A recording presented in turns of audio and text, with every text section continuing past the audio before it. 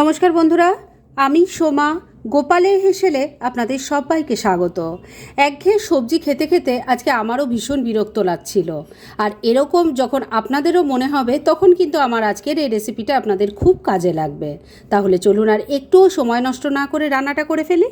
আজকে দারুণ সুস্বাদু আর সেরকমই স্বাস্থ্যকর একটি রান্না করব।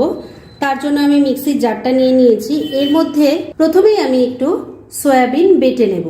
এই সয়াবিনটা কিন্তু আমি সেদ্ধ করে নিয়েছি, আর সেদ্ধ করার পর গরম জলটা ফেলে দিয়ে দুবার নর্মাল ওয়াটারে ধুয়ে নিয়ে খুব ভালো করে চেপে চেপে জলটা ফেলে দিয়েছি, আর তারপরে ছাঁকনির মধ্যে রেখে দিয়েছিলাম যাতে এর মধ্যে কোনো রকম জল থাকলে সেটাও বেরিয়ে যায়।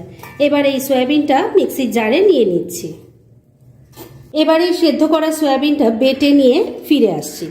সয়াবিনটা ভালো করে বেটে নিয়েছি, এবার একটা বাটির মধ্যে ঢেলে দিচ্ছি। সয়াবিন বাটাটা পুরোটা আমি বাটির মধ্যে ঢেলে দিয়েছি। এবারে বাটিটাকে কিছুক্ষণের জন্য এক সাইডে রেখে দিচ্ছি আর নেক্সট স্টেপের দিকে এগোচ্ছি। আবারও মিক্সি জারটা নিয়ে নিয়েছি। এর মধ্যে এবার একটু মুগ ডাল বেটে নেব। এখানে 1 কাপ পরিমাণ মুগ ডাল আছে। আমি সয়াবিনও 1 কাপ নিয়েছিলাম, মুগ ডালও 1 কাপ আছে, আর এটা আধ ঘন্টা জলে ভেজানো ছিল। এবার ডালটাও বেটে নেব, তাই মিক্সি জারের মধ্যে দিয়ে দিচ্ছি। পুরো ডালটা মিক্সি জারের মধ্যে দিয়ে দিয়েছি। এবার এর মধ্যে দিয়ে দিচ্ছি 2টো কাঁচা লঙ্কা, দিয়ে দিচ্ছি ছোট ছোট 3 টুকরো আদা, সামান্য পরিমাণ জল দিয়ে দিচ্ছি। এবার এই ডালটাকে ভালো করে বেটে নিচ্ছি। এই ডালটা বেটে একদম মিহি পেস্ট করার দরকার নেই, একটু দানা দানা থাকলেই কিন্তু খেতে বেশি ভালো লাগবে। ডালটা বাটা হয়ে গেছে। এবার সয়াবিনটা বেটে রেখেছিলাম যে বাটিতে, তার মধ্যে এটা ঢেলে দিচ্ছি। বেটে রাখা মুগ ডালটা পুরোটাই আমি সয়াবিনের মধ্যে দিয়ে দিয়েছি। এবার এর মধ্যে আমি এক এক করে আরও কিছু জিনিস দেব।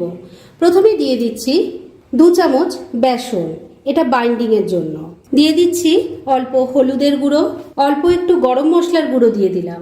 এবার দিয়ে দেব একটু সেদ্ধ করা আলু। আমি এখানে একটাই বড় সাইজের আলু নিয়েছি, সেটাকে সেদ্ধ করে ম্যাশ করে নিয়েছি, এটা দিয়ে দিচ্ছি। এটাও বাইন্ডিংয়ের কাজ করবে আর খেতেও কিন্তু খুব ভালো লাগবে। দিয়ে দিচ্ছি একটু ধনেপাতা কুচি, স্বাদ মতো নুন দিয়ে দিচ্ছি। এবার হাত দিয়ে সবকিছু খুব ভালো করে মেখে নিচ্ছি।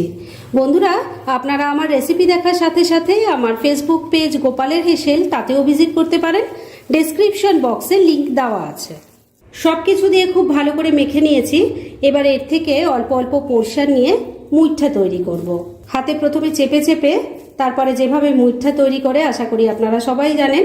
দেখুন আমি এরকম একটু ছোট ছোট সাইজেরই করছি এইভাবে। তাহলে আমি এই পুরোটা মিক্সচার থেকে এইভাবে তৈরি করে নিয়ে তারপর ফিরে আসছি। সমস্ত মুইঠাগুলো তৈরি করে নিয়েছি, আর এবার মুইঠা ভাজার জন্য কড়াইয়ে তেল গরম হয়ে গেছে। এবার মুইঠাগুলো ভেজে নেব। তেলটা প্রথমে খুব ভালো করে গরম করে নিতে হবে, আর তারপর মিডিয়াম ফ্লেমে এগুলো ভেজে নিতে হবে। আমি প্রথম ব্যাচের এই কয়েকটা ভাজার জন্য বসিয়ে দিয়েছি। এবার এগুলোকে মিডিয়াম ফ্লেমে রেখে উল্টে পাল্টে লাল লাল করে ভেজে নেব।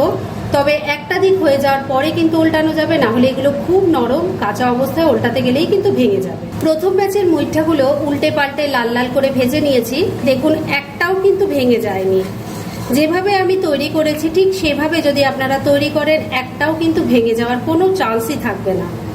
যাই হোক, এবার এগুলো সবকটাকে আমি তেল ঝরিয়ে তুলে নিচ্ছি, আর বাদ বাকি যেগুলো আছে সেগুলোকেও এভাবে ভেজে নিয়ে তারপর নেক্সট স্টেপের দিকে এগোচ্ছি। সমস্ত মুইঠাগুলো ভেজে দেখুন তুলে নিয়েছি।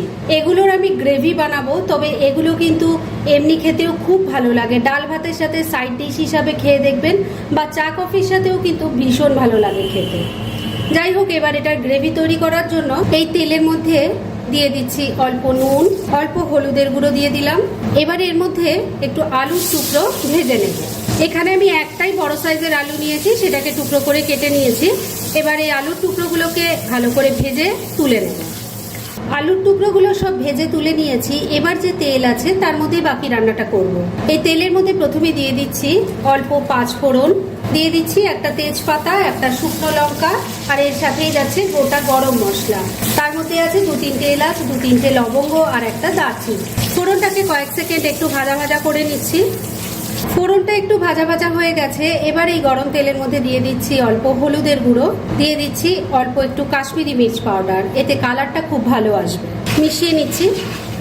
এবার এর মধ্যে দিয়ে দেব আদা, কাঁচা লঙ্কা আর টমেটোর পেস্ট।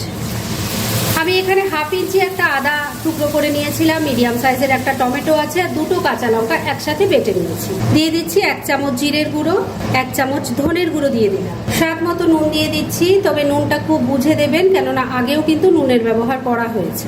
অল্প একটু চিনি দিয়ে দিলাম। এবার সবকিছু মিশিয়ে নিয়ে মশলাটাকে খুব ভালো করে কষিয়ে নিচ্ছি। 2-3 মিনিট সময় নিয়ে মশলাটাকে খুব ভালো করে কষিয়ে নিয়েছি। এবার এর মধ্যে ভেজে রাখা আলুর টুকরোগুলো দিয়ে দিচ্ছি। মশলার সাথে মিশিয়ে একটু কষিয়ে নিচ্ছি। মিনিট 2 সময় নিয়ে ভাজা আলুটাকে মশলার সাথে কষিয়ে নিয়েছি। এবার গ্রেভির জন্য জল দিয়ে দেব। এই রান্নাটা কিন্তু খুব বেশি ঝোলঝোল ভালো লাগবে না, আবার একদম শুকনোও করা যাবে না, কেননা মুইঠাগুলো অনেকটা ঝোল টেনে নেবে, তাই সেই বুঝে জলটা দেবে। এবার এর মধ্যে দিয়ে দিচ্ছি 1 মুঠো কাজু বাদাম, দিয়ে দিচ্ছি একটু কিশমিশ, দিয়ে দিচ্ছি 2টো গোটা কাঁচা লঙ্কা। এবার সবকিছু খুব ভালো করে মিশিয়ে নিচ্ছি। সবকিছু খুব ভালো করে মেশানো হয়ে গেছে। এবার ফ্লেমটাকে লো আর মিডিয়ামের মাঝামাঝি রেখে ঢাকা দিয়ে 4-5 মিনিট রান্না করে নিচ্ছি। মিনিট 5 রান্নাটা হয়ে গেছে। এবার ঢাকা তুলে নিচ্ছি। একটু নাড়াচাড়া করে দিয়ে দেখে নেব আলু কেমন সেদ্ধ হয়েছে। দেখুন আলু কিন্তু সুন্দর সেদ্ধ হয়ে গেছে। এবার সমস্ত ভেজে রাখা মুইঠাগুলো দিয়ে দিচ্ছি। এর সাথে দিয়ে দিচ্ছি একটু গরম মশলার গুঁড়ো। ঝোলের সাথে সবকিছু মিশিয়ে নিচ্ছি। মুইঠা দেওয়ার পর কিন্তু খুব বেশি সময় রান্না করা যাবে না, কেননা তাহলে মুইঠাগুলো সমস্ত ঝোলটা টেনে নেবে। ঝোলের সাথে সমস্ত কিছু খুব ভালো করে মিশিয়ে নিলাম। এবার আবারও ঢাকা দিয়ে 2-3 মিনিট রান্না করে নিচ্ছি। মিনিট 3 রান্নাটা হয়ে গেছে, ঢাকা তুলছি, একটু নাড়াচাড়া করে নিচ্ছি। রান্না কিন্তু এবার মোটামুটি রেডি হয়ে এসেছে। এবার শুধু শেষ পর্যায়ে দিয়ে দেব একটু ধনেপাতা কুচি। আপনারা কিন্তু চাইলে এখানে ঘিয়ের ব্যবহার করতে পারেন ধনেপাতার জায়গায়। মিশিয়ে নিচ্ছি। ধনেপাতা কুচিটা ভালো করে মেশানো হয়ে গেছে। রান্না এবার একদম রেডি। এইটুকু গ্রেভি থাকতে থাকতে আমি নামাবো, কেননা এটা ঠান্ডা হলে মুইঠাগুলো একদম গ্রেভি টেনে নেবে। সুতরাং এখানেই গ্যাস বন্ধ করে দিলাম। এবার এটাকে কিন্তু আর ঢেকে রাখা যাবে না, কেননা তাহলেও মুইঠাগুলো একদম নরম হয়ে যাবে আর ঝোলটাও পুরোটা টেনে নেবে। তাই ডাইরেক্ট সার্ভ করে আপনাদের দেখাচ্ছি। ফ্রেন্ডস, আমার আজকের এই দুর্দান্ত স্বাদের নিরামিষ রেসিপি একদম রেডি হয়ে গেছে এবং আমি সার্ভ করে দিয়েছি। খুব কম সময় কম উপকরণে এটা তৈরি হয়ে যায়, অথচ খেতে কিন্তু ফাটাফাটি হয়। সেটা একবার ট্রাই করুন, তাহলেই বুঝতে পারবেন। আর এরকম ধরনের অনেক ভালো ভালো নিরামিষ রান্নার রেসিপি আপনারা গোপালের হেসেল সার্চ করলেই পেয়ে যাবেন, যার মধ্যে থেকে কিছু কিছু আমি সাজেস্টেড বক্সেও দিয়ে দেব, সেখান থেকেও আপনারা দেখে নিতে পারেন। তাই গোপালের হেসেল অবশ্যই ভিজিট করুন।